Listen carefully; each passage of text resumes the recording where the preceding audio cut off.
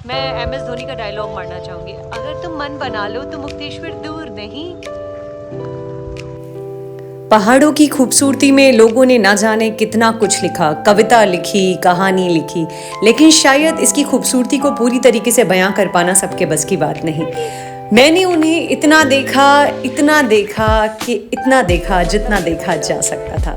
नमस्कार YouTube परिवार, मैं हूँ प्रतिभा और आप हैं मेरे साथ फिर से एक बार यूपी 32 जिंदगी जिंदाबाद में, और आप देख रहे हैं एक और नया व्लॉग। तो मैं आपको बता देना चाहती हूँ बिल्कुल रैंडम प्रोग्राम के थ्रू, पहले तो हम भालूगढ़ गए हुए थे। मैंने ऑलरेडी व्लॉग शेयर किया हुआ है और यहाँ पर मैं उसको डिस्क्रिप्शन में टैग भी कर दूंगी ताकि आप उसे देख पाएँ। और सडन प्लान बना कि शाम का टाइम है, पास में है, चलो मुक्तेश्वर भी हो आते हैं। सनसेट का आनंद लेते हुए, पहाड़ी वादियों को निहारते हुए और अपने आप को फिर से एक बार बहुत बहुत बहुत भाग्यशाली समझते हुए हम निकल पड़े मुक्तेश्वर की ओर। तो हम पहुंचते हैं मुक्तेश्वर महादेव से मिलने के लिए, और यहाँ सामना होता है हमारा रियलिटी के साथ, क्योंकि इतना ज़्यादा ट्रैफिक जाम था कि मैं आपको क्या बताऊँ।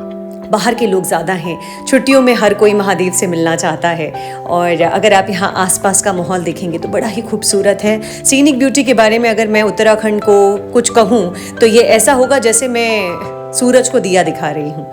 एक दूसरे का हाथ थामे परिवार को लेकर के हम पहुँचे मुक्तेश्वर धाम, जहाँ पर मुझे दोस्त दिखे, जहाँ पर मुझे कुछ बुजुर्ग लोग दिखे। बड़ा अच्छा लगता है जब ज़िंदगी में कोई अपनी डेली लाइफ और कोरस से हट करके एक कदम बाहर निकालता है। ये घर भी मुझे वहाँ मिला। देखिए कितने खूबसूरत, कितने सुंदर सुंदर प्लांट्स लगे हुए हैं, और इनको देख करके तो मैं थोड़ी देर के लिए थम गई, रुक गई। ये वीडियो थोड़ा और भी लंबा था, लेकिन फिर मैंने सोचा कम समय है और बहुत ज़्यादा बातें करनी है, तो आगे बढ़ते हैं। ये है कीनू का जूस आपको रास्ते में जगह जगह पे मिलेगा। मैं वैसे बता देना चाहती हूँ ये प्रिजर्व कीनू होंगे, क्योंकि कीनू का समय जो है वो सर्दियों में ख़त्म हो जाता है। I mean सर्दियाँ ख़त्म होते होते ख़त्म हो जाता है। पहाड़ी नींबू वगैरह यहाँ रखे हुए थे। ब्यूटीफुल लोकेशन इन मुक्तेश्वर, और हम आए हैं मुक्तेश्वर धाम महादेव के दर्शन करने के लिए। तो बोलिए ओम नमः पार्वती पते, हर हर महादेव। इष्टदेवं नमामि सोमेश्वरं स्वतन्त्रम् उमापतिं तं विजयं नमामि विघ्नेश्वरनन्दिनाथं पुत्रप्रियं तैशिरसा नमामि देवं भवदुःखशोकविनाशनं चन्द्रधरं नमामि गङ्गाधरमीशमीड्यं उमाधगं देववरं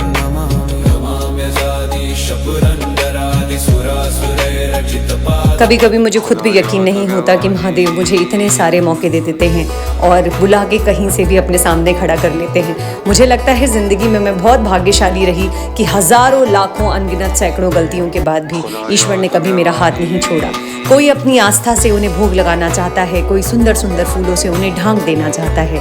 महादेव के प्रेमी और महादेव के भक्त इस बात को बहुत अच्छी तरीके से समझ सकते हैं कि ज़िंदगी में उन्हें कुछ भी मिले, लेकिन महादेव के सामने खड़े होकर जो खुशी मिलती है उससे ज़्यादा उनके लिए और कुछ भी नहीं। देख रही हूँ लोगों का हुजूम है, हर कोई अपनी अपनी तरह से अपने मन की बात महादेव तक पहुँचाना चाहता है। इस द्वार पे खड़े होकर के और इसमें पहला कदम रखते ही मुझे ऐसा लगा जैसे मेरी सारी परेशानियाँ कहीं पीछे छूट गई हूँ। असल में आदमी अपनी परेशानी का सबसे बड़ा कारण खुद है, क्योंकि वो बहुत सारी चीज़ें एक्सपेक्ट कर लेता है और शायद प्रयास में कहीं कमी रह जाती है और फिर वो भगवान को दोषी ठहराता है। हालांकि मैंने ऐसा कभी नहीं किया कि भगवान को दोषी माना हो, क्योंकि मुझे अंतरात्मा की आवाज़ उससे पहले आ जाती है कि कहीं ना कहीं प्रयास में थोड़ी सी कमी रह गई है। तो चलिए वापस मंदिर के प्रांगण की ओर आते हैं और मैं आपको यहाँ के बारे में बताती हूँ।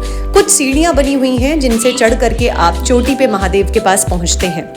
अच्छा, और एक बात, आसानी से जो मिल जाए ना वो महादेव नहीं है। हाँ, आसानी से मिल सकते हैं आपकी भक्ति के थ्रू, लेकिन हमेशा ऐसी दुर्गम जगहों पे बैठे होते हैं जहाँ तक जाने में ना आपकी परीक्षा हो जाती है। हम यहाँ आए, हम भालूगढ़ आए हुए थे और वाटरफॉल बेसिकली, लेकिन वहाँ से यहाँ का आदेश अपने आप में एक बहुत बड़ी बात है।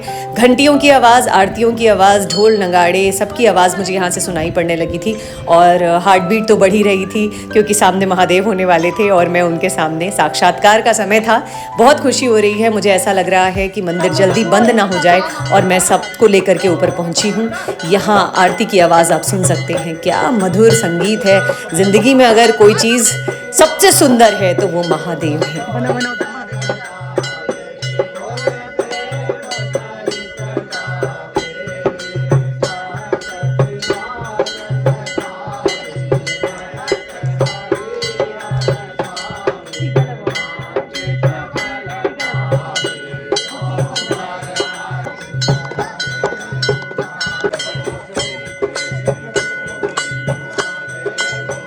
कई बार हमारे पास फरमाइशों की एक लंबी फहरिस्त होती है, या जिसे कह सकते हैं एक लंबी लिस्ट होती है, लेकिन मैं सच बताऊं सामने जाने के बाद मैं सब कुछ भूल जाती हूँ और फिर कहती हूँ कि जो तुम्हें ठीक लगे वही समझना, जो तुम्हें जैसा ठीक लगे वैसा करना।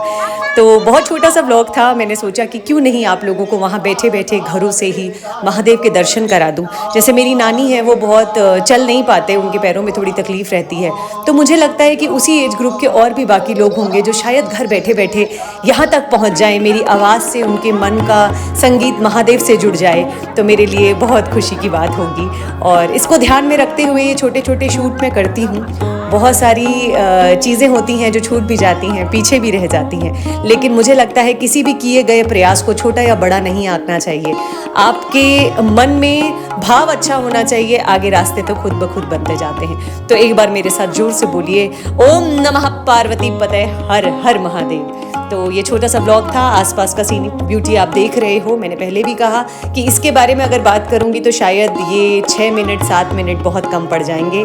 तो आज के लिए इतना ही, बहुत जल्दी मिलूंगी किसी और ब्लॉग में, और प्रयास रहेगा कि आप लोगों से बहुत ज़्यादा दिनों में नहीं, थोड़े कम कम दिनों में मिलती रहूँ। अपना ख्याल रखिएगा।